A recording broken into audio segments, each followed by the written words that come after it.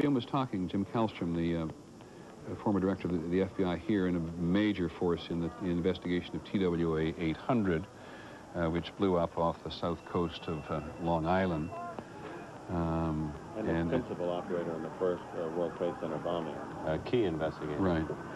But it's interesting, forgive me, no offense intended him, he doesn't have much to say either today, because in some respects there isn't much to say except the horror of it. But as we were looking at just a moment ago, listening to George Stephanopoulos talking to our reporters who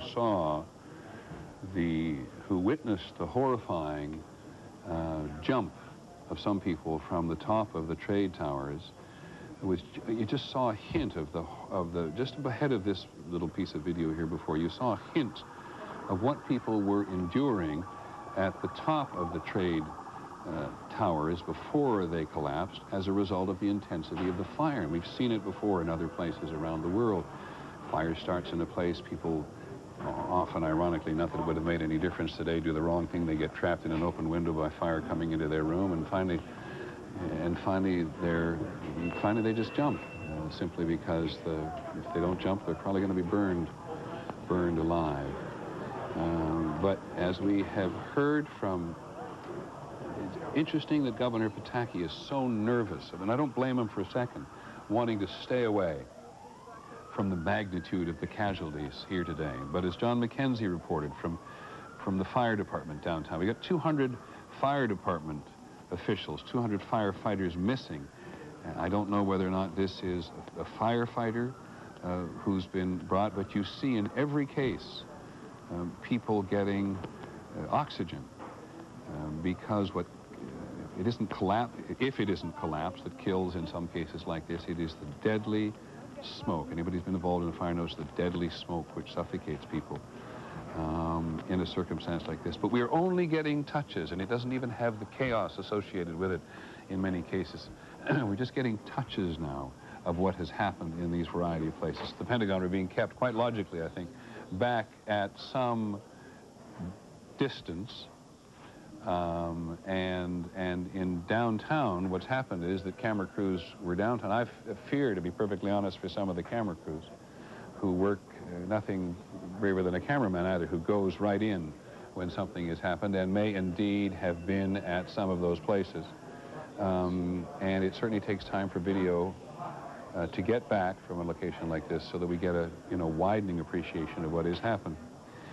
But as I said, it's very hard to try to get some grasp now on the number of casualties. So we can do, in some cases, not more than just tell you how this is in terms of the whole country. The North American Air Defense Command, NORAD, is on the highest state of alert. And Yuhaida's made references earlier in the morning how the United States and Canada have cooperated in trying to keep the airports locked down, lest there was another aircraft on the air. But John, talk to me about this for a second, and then we'll come to this business about fuel. Sure.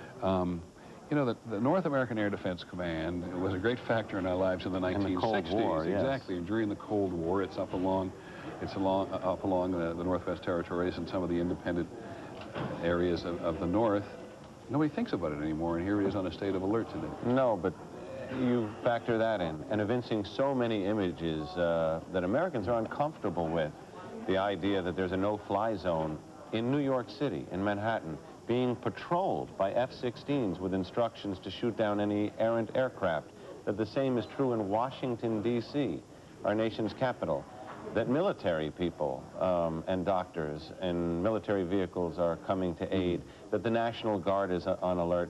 You know, the kind of images that used to only exist in the fantasies of 7 days in May, where, you know, the Army would take to the streets, which has not happened yet. They've offered assistance and military logistical assistance. But that kind of thing that Americans are so uncomfortable with unfolding here.